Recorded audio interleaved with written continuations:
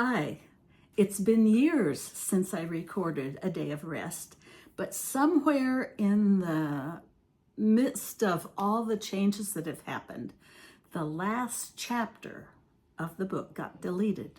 So here I am years later, not just in another state, but in another country, finishing the book again. But before I start reading, I wanted to show you a couple of things. One of the things that is mentioned in the story is the corner store and gas station run by family members. And I wanted to show you a couple of things that I brought down here with me to Costa Rica from that general store that my mother wrote about. And one of them is a cast iron skillet. This would have been the kind of skillet that they cooked their meals in. And another is a dipper. And this dipper would have probably been used to get water to drink. I use it to ladle my soup. So now to the very end of the story. Now I will tell you what was happening in case somehow there's been a delay for you too. They were sitting around the dining table and they were talking about the fact that there had been some revenue agents on the farm. "They didn't hurt the kittens," Susan blurted out. "No, Susan." Doug turned toward Susan. "Floyd caught the kittens and put them in a basket. The basket full of kittens is in the shed right now.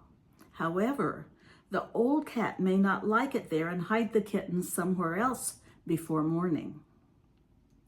"She wouldn't put them in a cow stall?" Susan asked worriedly. "The cows are in the stalls tonight. She wouldn't put the kittens there tonight with the cows stomping around.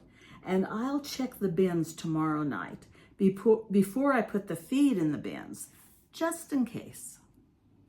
Most likely she'll hide them somewhere safe, although you won't be able to find them for a few days. But don't worry. The kittens will have their eyes open soon and they'll come crawling out. You'll see." Doug shifted his gaze back to Margaret. "I'll say this for our sheriff. He knew what I was doing from the start, and he pitched right in and helped get that hay out of the loft without a murmur. When Mr. Waters began to get tired and would have quit, Floyd kept egging him on with hints that if they kept on, they would find something interesting. It's a bad day that the world has come to when the sheriff helps you with one of your jokes," Aunt Mary scolded. "It would have been good for you if the agents had searched the whole area, even the mine. Then you and the sheriff and Daisy Belle would have gotten a surprise." "Yeah, that would have been a surprise to us all," Doug agreed. "I'm sure Daisy Belle didn't know about the Bartons. She would have told me if she had known." Doug agreed. "Then she wouldn't know that the revenue agents might catch you?" Margaret asked worriedly. "No." Doug agreed. Daisy Belle didn't know just how good her joke would turn out to be. "But she will. I'll tell her the next time I see her. It's too good to keep. At the same time, I'll thank her for sending some strong men to help me get the hay out of the loft. Bert, they got almost all of that old hay out that we were going to pitch tomorrow. They would have gotten it all out if that Mr. Waters hadn't been so stupid as to wear leather-soled shoes into a hayloft. I wish I had seen him. It would have been a sight to see him catapulting down on that hay slide." Doug nodded to himself and reached for the bowl of beans to serve himself a second helping. Bert reached for the biscuits, and Susan picked up the plate of sliced tomatoes to pass. "I'm going to need some help in the morning," Doug paused as he buttered his biscuit and looked first at Bert, then Cal, and finally Jim. "After we do the milking in the morning, I thought we'd go down to the mines and break up that still, and then we'd drive Old Red and her gang down there to the mine and let them trample the place. In the soft mud, their tracks will easily be identifiable. No one can blame us for what the cows do. I don't think Ed and Slim are going to be worrying about their still after tonight, but Rob will tell his dad, and Walter will go to the mine to check the story. It will cause him less worry if the still is gone. Is Rob's dad here? Margaret asked. No, but he will be soon. Floyd said that Rob caught the bus to Hazard. Walter Barton will come home, but Slim and Ed should be gone by then. If Slim and Ed wanted to make whiskey, they should have chosen some place of their own. I'll be damned if I let anyone use my property for a still.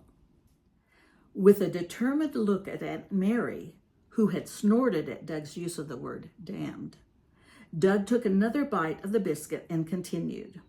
I wonder what time the feds will get there. Margaret looked inquiringly at Doug. I hinted to the feds where they could get some whiskey, Doug explained. And I suppose Floyd patted you on the back for that? Aunt Mary spoke bitterly. Well, as to that, Floyd did make a remark about my getting pious, but he'll change his tune when he finds Mrs. Barton lying beaten in that barn. What's that? Margaret exclaimed. You left Liza Barton down there with Slim and Ed after they had hit her?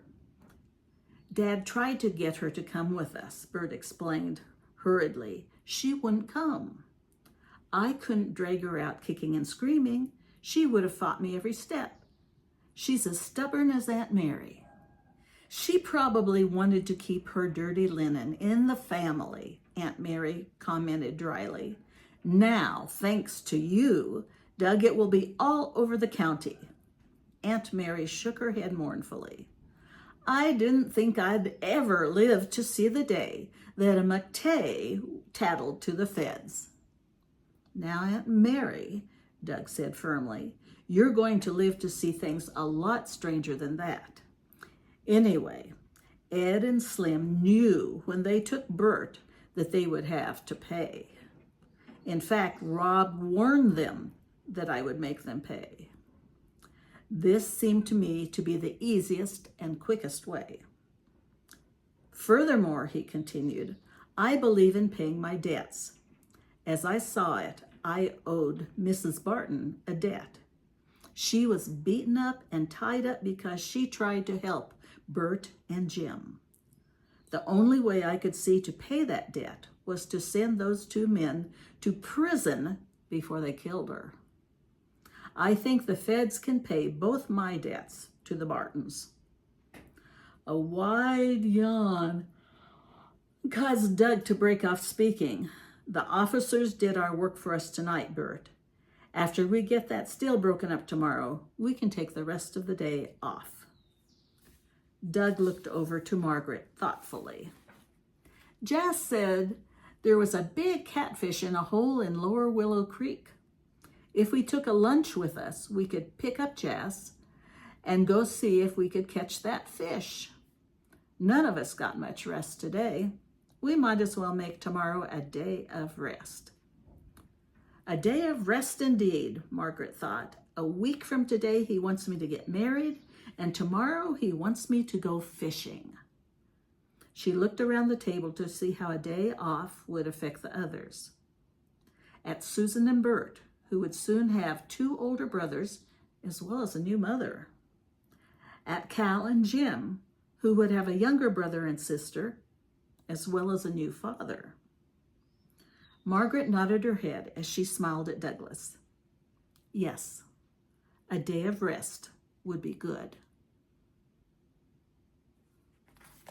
And here is the picture from the very end of the book with them taking their day of rest. You can see them fishing and Aunt Mary sitting in a chair and the little girl on the ground, the little kids on the ground. So that finishes my mother's book, A Day of Rest.